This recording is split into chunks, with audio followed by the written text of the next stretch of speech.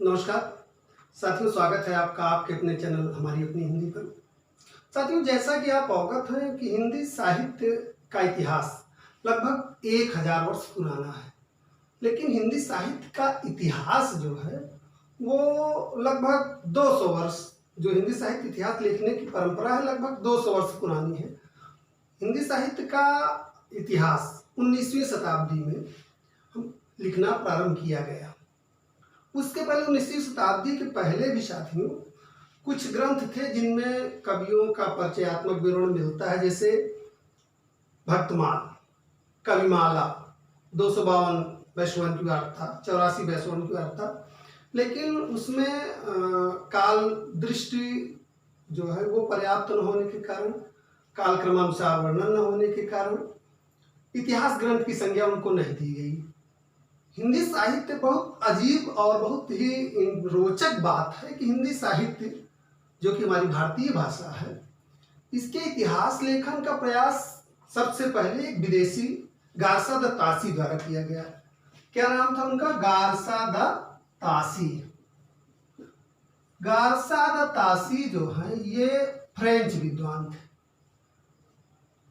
गारसा the तासी ये French विद्वान थे। इनके ग्रंथ का नाम, साथियों यहाँ मैंने ग्रंथों का जो महत्वपूर्ण ग्रंथ हिंदी साहित्य इतिहास लेखन परंपरा के हैं उनको हमने यहाँ नोट डाउन कर लिया है। गारसा द तासी के इतिहास का नाम था इस्त्वार द ला लिटरेत्यूर एंदुई हिंदुस्तान। ये नाम भी फ्रेंच में ही था। ये फ्रांसीसी विद्वान थे गारसा द तासी। इनका इतिहास जो ये लिखा उन्होंने इस्त्वार द ला लिटरेत्यूर एंदुई हिंदुस्तानी, यह फ्रेंच भाषा में लिखा गया है। यह भी रोचक है कि हिंदी का इतिहास सबसे पहले फ्रेंच भाषा में लिखा गया। ठीक है साथियों, इसका प्रकाशन आइए देखते हैं तेजी से। चूंकि हम पहले भी आपसे चर्चा कर चुके हैं कि हम तथ्यात्मक रूप से आपको सूचनाएं, आपको जानकारी प्रदान करते चलेंगे, जिससे कम समय में आपके पास ज़्यादा से ज़्यादा मटेरियल, ज़्यादा से ज़्यादा कंटेंट हम आपको दे सकें। इसका प्रकाशन 1839 में इसके पहले भाग का प्रकाशन हुआ। उसके बाद दोबारा इसके दूसरे भाग का प्रकाशन होता है 1847। पहले भाग का प्रकाशन 1839 में, दूसरे भाग का प्रकाशन 1847 में। इसका जो दूसरा संस्करण निकला, दूसरा संस्करण कब निकला? दूसरा संस्करण इसका निकला 1871 में। इसमें इसके 3 खंड हो गए। कितने खंड हो गए साथियों इसके? यह देखिए, एक एक बिंदु जो है ये अपने आप में एक प्रश्न है। इसका लेखन गारसा द तासी ने किया। फ्रेंच विद्वान थे, उन्होंने फ्रेंच भाषा में लिखा। पहला भाग 1839 में प्रकाशित हुआ, दूसरा 1847 में प्रकाशित हुआ। इसका दूसरा संस्करण 1871 में प्रकाशित हुआ, जिसमें यह क्या हुआ? ये 3 भागों में व्यक्त हो गया। इस ग्रंथ की आइए मुख्य बातें हम जानते हैं। इस ग्रंथ में हिंदी और उर्दू, किसके? हिंदी और उर्दू के 738 कवि, कितने कवियों का? 738 कवि लेखकों का, कवियों और लेखकों का के बारे में जानकारी दी गई है। किसके अनुसार? वर्ण क्रमानुसार। वर्ण क्रमानुसार तात्पर्य है मित्रों कि अंग्रेजी भाषा के अल्फाबेट ए के बाद बी के बाद सी के बाद डी, इस हिसाब से कवियों का वर्ण क्रमानुसार विवरण दिया गया है। इसमें एक जो और महत्वपूर्ण रोचक तथ्य है वो यह है कि इसमें हिंदी के केवल 72 कवियों का ही हिंदी के इनमें संकलन किया गया। 72 कवियों को ही इन्होंने शामिल किया गया।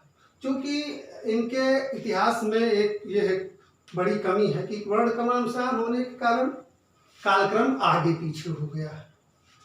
हिंदी के केवल 72 कवि शामिल किए गए हैं।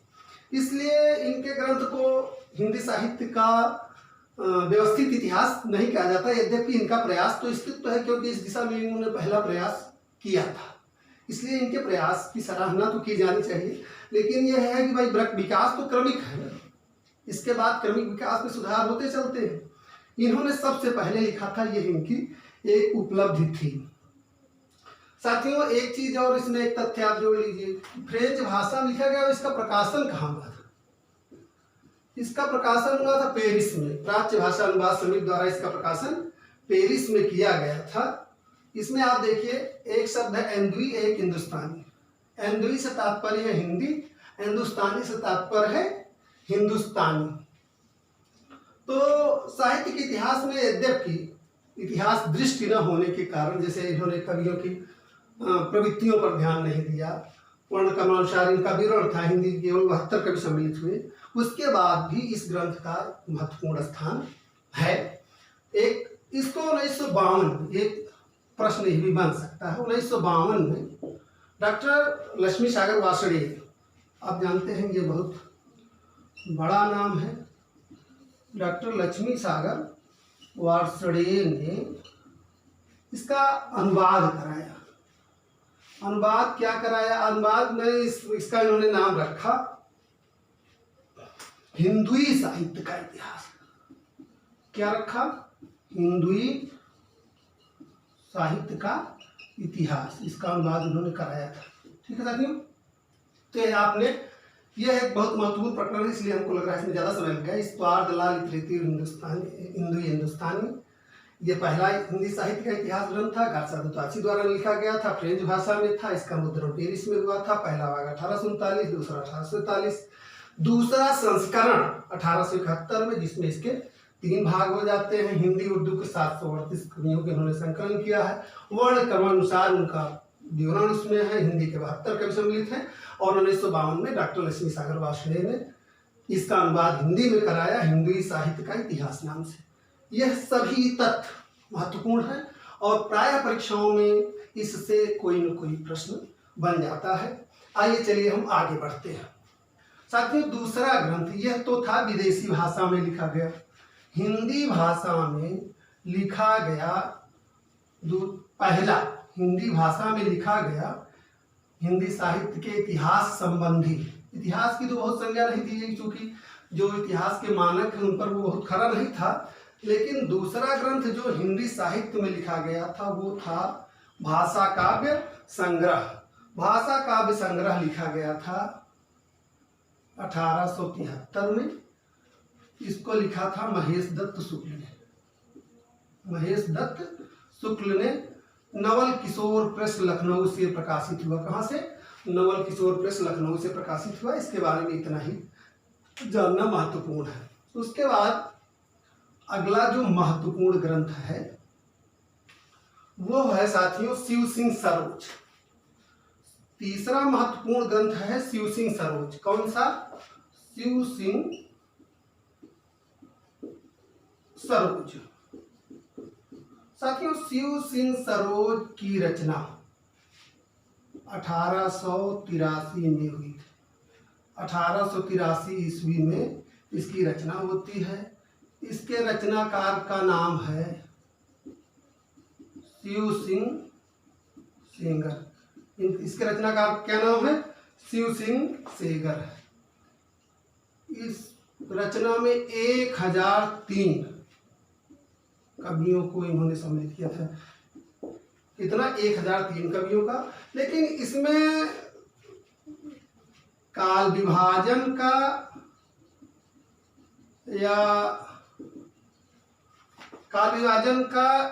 या नामकरण का कोई प्रयास नहीं किया गया। काल विभाजन का नामकरण का कोई प्रयास नहीं किया गया था। यद्यपि बाद के विद्वानों ने इससे बहुत कुछ ग्रहण किया, बहुत कुछ आधार शिव सिंह सरोज से लिया।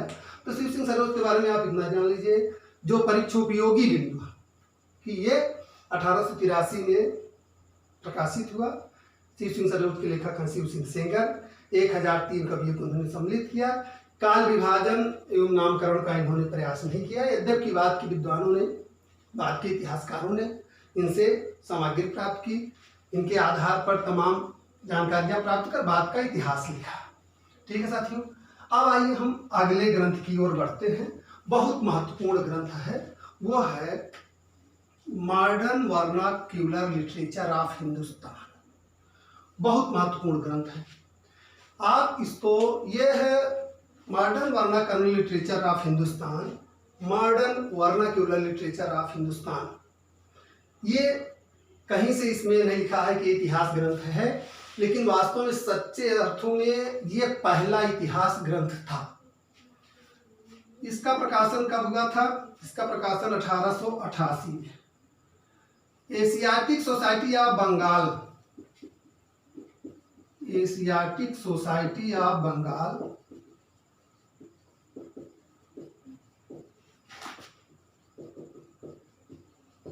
एशियाटिक सोसाइटी ऑफ बंगाल की एक पत्रिका का विशेषांक था।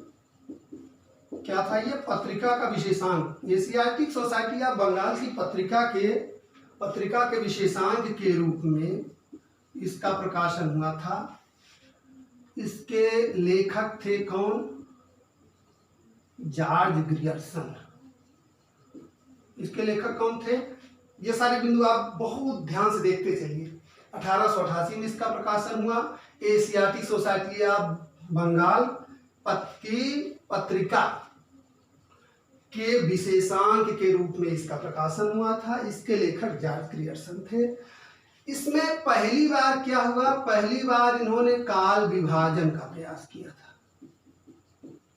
पहली बार इन्होंने काल विभाजन का प्रयास किया था। उसके बाद इसमें इन्होंने लगभग 952 कवियों को सम्मिलित किया। हिंदी के 952 कवियों को सम्मिलित किया। इसमें सबसे अच्छी बात थी कि इन्होंने हिंदी के कवियों को सम्मिलित किया और भाषा के कवियों को, उर्दू के कवियों को इसमें सम्मिलित नहीं किया था। इसमें काल विभाजन का प्रयास किया गया। 952 कवि इन्होंने सम्मिलित किए। इनका इतिहास कितने भाग में विभाजित है? 11 भाग में इनका इतिहास विभाजित है। उन्होंने कालक्रमानुसार इतिहास 11 भागों में विभाजित। एक और जो महत्वपूर्ण है कि इन्होंने भक्ति काल को स्वर्ण युग, पहली बार हिंदी साहित्य में भक्ति काल के महत्व पर प्रकाश डालते हैं उन्होंने कहा कि भक्ति काल को हिंदी साहित्य का स्वर्ण युग कहा जा सकता है। तो ये जॉर्ज ग्रियर्सन के इतिहास का नाम आप देख लीजिए, modern vernacular literature of Hindustan. 1888 में एशियाटिक सोसाइटी ऑफ बंगाल की पत्रिका के विशेषांक के रूप में प्रकाशन। इन्होंने पहली बार काल विभाजन का प्रयास किया। 952 कवियों को सम्मिलित किया। इनके इतिहास के 11 भाग है। इन्होंने भक्ति काल को हिंदी साहित्य का स्वर्ण युग कहा। तो आप जॉर्ज ग्रियर्सन के इतिहास को आपने देख लिया। अब आइए हम अगली रचना की ओर बढ़ते हैं। साथियों, अगली रचना है आपका मिश्र बंधु विनोद। मिश्र बंधु विनोद भी हिंदी साहित्य के इतिहास का बहुत ही महत्वपूर्ण ग्रंथ। मिश्र बंधु विनोद ये है आपका बहुत ही महत्वपूर्ण ग्रंथ है। मिश्र बंधु विनोद। अब एक चीज यहां ध्यान देने वाले, मिश्र बंधु, कई बार प्रश्न पूछा जाता है कि मिश्र बंधु कौन थे। तो इसमें आप जान लीजिए मिश्र बंधु थे 3। एक तो उनका नाम था श्याम बिहारी मिश्र। क्या नाम था? कई बार प्रश्न आया है कि इनमें से कौन मिश्र बंधुओं में नहीं है। 4 नाम दिया रहता है जिसमें से एक नहीं होते हैं। श्याम बिहारी मिश्र, गणेश बिहारी मिश्र। मित्रों ध्यान से इसको देख लीजिएगा। श्याम, ये तीनों नाम आपको पता होने चाहिए क्योंकि कई बार इनसे सीधा से प्रश्न पूछ लिया जाता है इनमें से कौन मिश्र बंधुओं में सम्मिलित नहीं है। श्याम बिहारी मिश्र, गणेश बिहारी मिश्र और सुखदेव बिहारी मिश्र। सुखदेव बिहारी मिश्र, ये 3 नाम आप ध्यान से देख लीजिए क्योंकि आपसे बताया हमने कि ये तीनों नाम महत्वपूर्ण है। तो ये मिश्र बंधु विनोद इन्होंने एक इतिहास ग्रंथ लिखा। इसके प्रथम 3 भागों का प्रकाशन साथियों 1913 में हुआ। किसमें? 1913 में ये प्रकाशित हुआ। तो इसके कितने भाग थे? 3 भाग थे। 1913 में प्रकाशित हुआ तो इसके 3 भाग थे। इसका चौथा भाग 1934 में 1934 में आपका चौथा भाग प्रकाशित होता है इसका। ठीक साथियों, ये बहुत महत्वपूर्ण है। 1913 में इसके 3 भाग प्रकाशित हुए और 1934 में इसका चौथा भाग प्रकाशित हुआ। मिश्र बंधु विनोद में लगभग 4,591 कवियों लेखकों को स्थान दिया गया। एक बड़ा संकलन इन्होंने किया। लगभग आप समझिए कि 4,591 कवियों लेखकों को इन्होंने संकलन किया। इनके ग्रंथ की सबसे बड़ी विशेषता ये थी कि काल विभाजन को व्यवस्थित रूप इन्होंने देने का प्रयास किया। हिंदी साहित्य के युग और कवियों के प्रवृत्तियों का विश्लेषण करने का प्रयास किया और काल विभाजन को व्यवस्थित रूप देने का प्रयास किया। इनका इतिहास साथियों 5 खंडों में है। इनका इतिहास 5 खंडों में है। इन्होंने नामकरण और काल विभाजन का प्रयास किया। इनका एक महत्वपूर्ण प्रयास ये है। तो मिश्र बंधु विनोद के बारे में आपने महत्वपूर्ण ग्रंथ देख लिए। अब आइए हम अगले ग्रंथ की ओर बढ़ते हैं। यह क्रमानुसार बीच में कुछ 1-2 गौड़ ग्रंथ जरूर आएंगे, लेकिन उन पर हम बाद में चर्चा कर लेंगे जब हम हिंदी साहित्य के इतिहास ग्रंथों की आपको एक अलग से सूची देंगे। ये जो महत्वपूर्ण ग्रंथ हैं उन पर हम चर्चा कर लेते हैं। अब आइए हिंदी साहित्य के इतिहास के सबसे महत्वपूर्ण ग्रंथ की ओर चलते हैं। हिंदी साहित्य का इतिहास इस नाम से जो आपकी पहली पुस्तक है उस पर अब चर्चा करते हैं। हिंदी साहित्य का इतिहास। हिंदी साहित्य का इतिहास ये 1929 में प्रकाशित हुआ। इसके लेखक आचार्य रामचंद्र शुक्ल।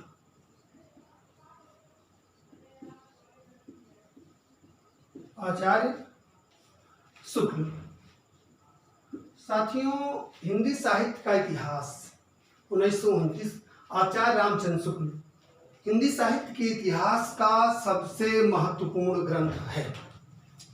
हिंदी साहित्य के इतिहास का सबसे महत्वपूर्ण ग्रंथ अगर कोई है तो हिंदी साहित्य का इतिहास आचार्य रामचंद्र शुक्ल का है। बाद में जितने भी इतिहास ग्रंथ लिखे गए हैं उन्होंने शुक्ल जी से ये आधार प्राप्त किया है। उन्हीं के हिसाब से काल विभाजन में हो सकता है उनमें भिन्न हो, लेकिन आधार उन्होंने शुक्ल जी से ही प्राप्त किया है। यह हिंदी साहित्य के इतिहास का सबसे महत्वपूर्ण ग्रंथ माना जाता है। 1929 में ये क्या हुआ था? नागरी प्रचारणी सभा काशी का नाम आपने सुना है। नागरी प्रचारणी सभा काशी। इससे प्रकाशित जो हिंदी शब्द सागर था। कौन सा? हिंदी शब्द सागर। हिंदी शब्द सागर की भूमिका के रूप में इसका प्रकाशन हुआ। कालांतर में शुक्ल जी ने उसको परिष्कृत और परिवर्धित किया और उसका नाम क्या हो गया आपका? हिंदी साहित्य का इतिहास। पहली बार काल विभाजन एवं नामकरण का व्यवस्थित प्रयास। काल विभाजन और नामकरण का व्यवस्थित प्रयास किया। हिंदी साहित्य के इतिहास की इन्होंने 4 भागों में बांटा। 4 भागों में इतिहास, हिंदी साहित्य के इतिहास को उन्होंने बांट दिया और इनकी मान्यताओं को, इनकी स्थापनाओं को आज भी बहुत महत्व दिया जाता है। इन्होंने एक जो सबसे बड़ी बात थी कि कवियों और लेखकों के यहाँ आप देखिए रचनात्मक जो विशिष्टता थी, रचनात्मक विशिष्टता पर इन्होंने जोर दिया। कवियों और लेखकों के रचनात्मक विशेषताओं पर बल दिया। समूह जो हिंदी साहित्य का संपूर्ण इतिहास है उसको इन्होंने व्यवस्थित रूप देने का प्रयास किया। इनके इतिहास के बारे में तो आप समझिए कि आप बात किया जाए तो हमको लग रहा है कई घंटे उसकी विशेषता ही हमको बताने बीत जाएगी। तो आज हम इनके केवल मुख्य बातों पर चर्चा कर लेते हैं। नागरिक प्रचारणी सभा काशी से हिंदी शब्द सागर की भूमिका के रूप में इसका प्रकाशन हुआ था। कालांतर में 1929 में कालांतर में शुक्ल जी ने इसको परिष्कृत परिवर्धित कर दिया और इसका नाम क्या हुआ? हिंदी साहित्य का इतिहास हो गया। काल विभाजन और नामकरण का व्यवस्थित प्रयास किया गया। 4 भागों में इनका इतिहास बांटा गया। रचनात्मक वैशिष्ट पर इन्होंने जोर दिया। कवियों के, लेखकों के रचनात्मक वैशिष्ट्य पर इन्होंने बल दिया। तो शुक्ल जी के बारे में आज इतना ही। शुक्ल जी के बारे में तो पूरी हिंदी की जब भी ये हमारे यहाँ के साहित्य के इतिहास की चर्चा चलती रहेगी तो शुक्ल जी का नाम तो बीच बीच में आना ही है। जैसे मैंने बताया कि कालांतर में जो भी इतिहासकारों ने लिखा उन्होंने शुक्ल जी से आधार जरूर प्राप्त किया, शुक्ल जी से जानकारी प्राप्त की। अब आप आगे चलते हैं, हम आगे हजारी प्रसाद द्विवेदी जी की बात करते हैं। हजारी प्रसाद द्विवेदी जी ने 3 ग्रंथ लिखे थे। उनके ग्रंथों को इतिहास ग्रंथ तो नहीं कहा जाता। हजारी प्रसाद द्विवेदी, लेकिन उन्होंने प्रवृत्तियों, रचनात्मक विशिष्टताओं के बारे में बहुत विश्लेषणात्मक रूप से, बहुत वैज्ञानिक दृष्टिकोण से जानकारी प्रदान की। उनसे पहली पुस्तक थी हिंदी साहित्य की भूमिका। ये ध्यान रखिएगा, परीक्षाओं में इन किताबों का नाम साथ ही पूछा जाता है। हिंदी साहित्य की भूमिका, हिंदी साहित्य की भूमिका, इसका प्रकाशन वर्ष है 1940। यह पुस्तक, इसका नाम जान लीजिए, हिंदी साहित्य की भूमिका के रचनाकार हजारी प्रसाद द्विवेदी। इनकी दूसरी पुस्तक जो महत्वपूर्ण है, हिंदी साहित्य उद्भव और विकास, यह भी बहुत महत्वपूर्ण ग्रंथ है। इसका नाम जानना जरूर है, प्रकाशन वर्ष नाम जानना जरूरी है। हिंदी साहित्य उद्भव और विकास, इसका प्रकाशन वर्ष है 1952। तीसरा इनका महत्वपूर्ण ग्रंथ है और यह बहुत चर्चित है, हिंदी साहित्य का आदिकाल। हिंदी साहित्य का आदिकाल, यह भी इसका प्रकाशन वर्ष क्या है, 1952 है। इन 3 पुस्तकों के बारे में भी आप जान लीजिए, ये महत्वपूर्ण है। ये ऐसे परीक्षाओं में सीधा पूछ ली जाती हैं। इतिहास ग्रंथों की संज्ञा यद्यपि आप इनको भले न दें या इतिहास ग्रंथ न कहें, लेकिन पर्याप्त इतिहास दृष्टि और रचनाओं का विश्लेषण, कवियों, लेखकों का विश्लेषण इन पुस्तकों में आपको पढ़ने को मिलेगा। अब आइए देखते हैं हम हिंदी साहित्य का आलोचनात्मक इतिहास। हिंदी साहित्य का आलोचनात्मक इतिहास, हिंदी साहित्य का आलोचनात्मक इतिहास, ये डॉक्टर रामकुमार वर्मा। हिंदी साहित्य का आलोचनात्मक इतिहास, इसके लेखक हैं डॉक्टर रामकुमार वर्मा।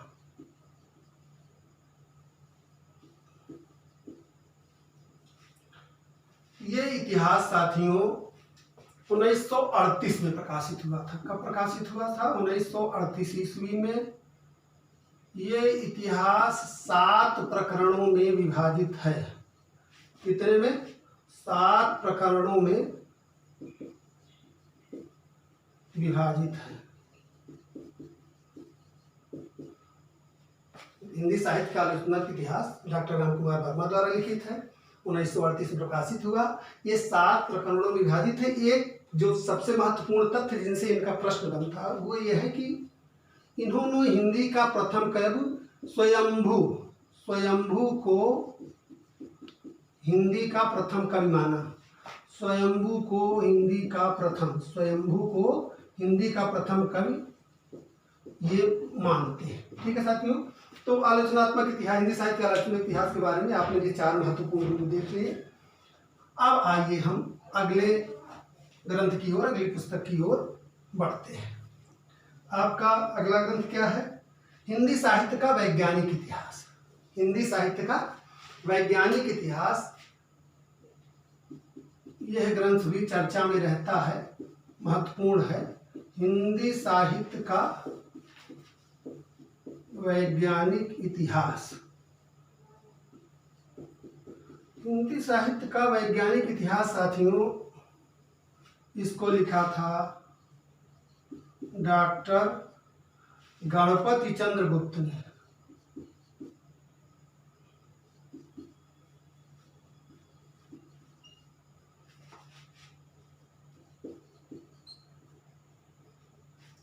हिंदी साहित्य का वैज्ञानिक इतिहास किसने लिखा? डॉक्टर गणपत चंद्रगुप्त ने। इसका प्रकाशन वर्ष है 1965। इसका एक जो महत्वपूर्ण बिंदु है डॉक्टर गणपत चंद्रगुप्त के इतिहास का, इन्होंने शुक्ल जी के ढांचा, जो शुक्ल जी का जो ढांचा था, शुक्ल जी के ढांचे में थोड़ा सा परिवर्तन, शुक्ल जी के ढांचे में परिवर्तन का प्रयास किया था। इसलिए जैसा कि नाम इनका है हिंदी साहित्य का वैज्ञानिक इतिहास, तो इन्होंने उसमें परिष्कार परिवर्धन करने की कोशिश की थी। शुक्ल जी के ढांचे में परिवर्तन का प्रयास, ये बहुत बड़ा साहस है। शुक्ल जी के ढांचे में परिवर्तन का प्रयास जिसने भी किया वो निश्चित रूप से साहस का काम किया। साथियों, ये आपके हिंदी साहित्य का वैज्ञानिक इतिहास पे लिए हमारी आपकी चर्चा हो गई। अब आइए हम अगले ग्रंथ की ओर बढ़ते हैं। अगला ग्रंथ है हिंदी साहित्य का इतिहास, जिसके संपादक डॉक्टर नगेंद्र है। हिंदी साहित्य का इतिहास, हिंदी साहित्य का इतिहास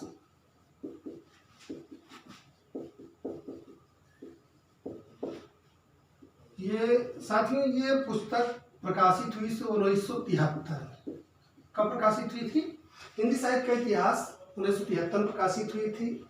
इसकी एक जो बड़ी बात है कि इसमें 26 संपादकों द्वारा संपादित है। कितने संपादकों द्वारा? 26 संपादकों का एक संपादन मंडल है जिसके द्वारा संपादित है। ये एक इसकी जो सबसे बड़ी खासियत है कि ये सर्वाधिक लोकप्रिय है। हर हिंदी के अनुरागी, हिंदी के प्रतियोगी छात्र के पास आपको डॉक्टर नगेंद्र का हिंदी का साहित्य का इतिहास, आपको डॉक्टर नगेंद्र का जो इतिहास है आपका, ये लगभग हर हिंदी के प्रतियोगी छात्र के पास जरूर मिल जाता है। हिंदी साहित्य के इतिहास 1973 ईस्वी में प्रकाशित हुआ, 26 संपादकों का मंडल है। ये सर्वाधिक लोकप्रिय है।